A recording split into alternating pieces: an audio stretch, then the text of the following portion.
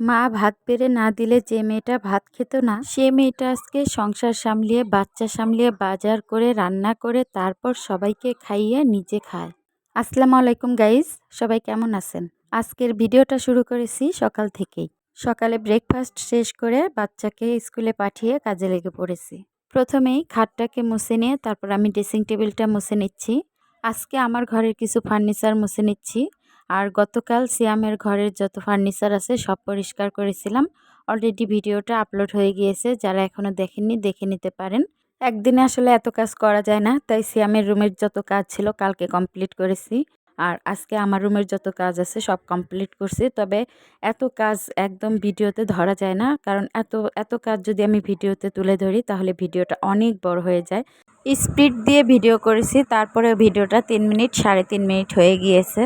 আমি কিন্তু কথা বলতে বলতে সবগুলো পরিষ্কার করে নিচ্ছি। আর টিভিটা এত উচ্চতায় লাগানো হয়েছে আমি হাতেই পাচ্ছিলাম না, লাস্টে আমি নিচে একটা টুল দিয়ে দাঁড়িয়ে তারপরে পরিষ্কার করে নিয়েছি।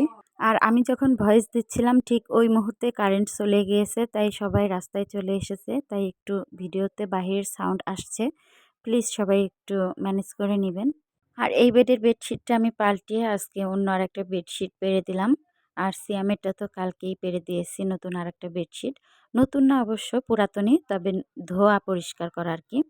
তো এই তো দেখতে পাচ্ছেন আমি পুরা ঘর একদম ঝকঝকে তকতকে করে নিয়েছি। অফিস কেনে কিন্তু ঘরটা ঝাড়ু দিয়ে তারপরে মুছেও নিয়েছি। তবে ফ্লোরের মধ্যে যে সাদা সাদা ছোপ ছোপ দেখতে পাচ্ছেন এগুলা কিন্তু ময়লা নয়। আমি আরও অনেক ভিডিওতে বলেছি এগুলার ভ্যাকসিন বিছানোর কারণে এরকম হয়ে গিয়েছিল। তো ঝাড়ু দিয়ে মুছে নেওয়ার পরও এই ছোপ ছোপগুলো ফিরে আসে বারবার। তো যাই হোক, এই যে সিয়ামের রুমটাও একদম ঝকঝকে তকতকে করে নিয়েছি। আর আমার রুমটাও একদম ঝকঝকে তকতকে করে নিয়েছি। একদিনে এত কাজ করা সম্ভব নয়, তাই আজকে ক্যাবিনেটটা পরিষ্কার করিনি। ক্যাবিনেটটা কালকে পরিষ্কার করব ইনশাল্লাহ।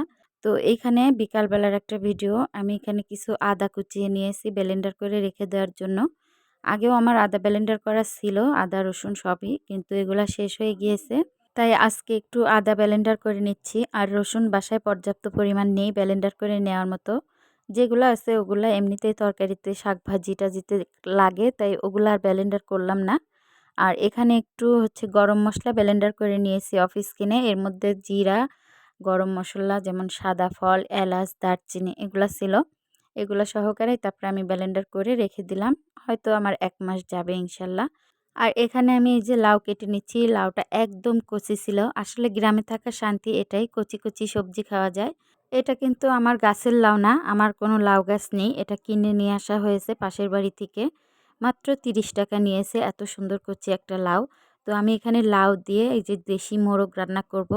ও হ্যাঁ, আমার কিন্তু মুরগিও আছে। আমি গ্রামে আসার পরে 3টা মুরগি কিনেছিলাম। এর মধ্যে একটা মোরগ আর 2টা মুরগি ছিল। তো মুরগি 2টা আল্লাহর রহমতে ভালোই আছে। মোরগটা অসুস্থ হয়ে গিয়েছিল, তাই সেটাকে জব করে আজকে রান্না করে নিচ্ছি। জবটা অবশ্য কয়েকদিন আগেই করা ছিল, আজকে রান্না করে নিচ্ছি। আর মুরগিগুলো আপনাদের পর একসময় দেখাবো। তো ভালো থাকবেন সবাই। আল্লাহ হাফেজ। আসসালামু আলাইকুম।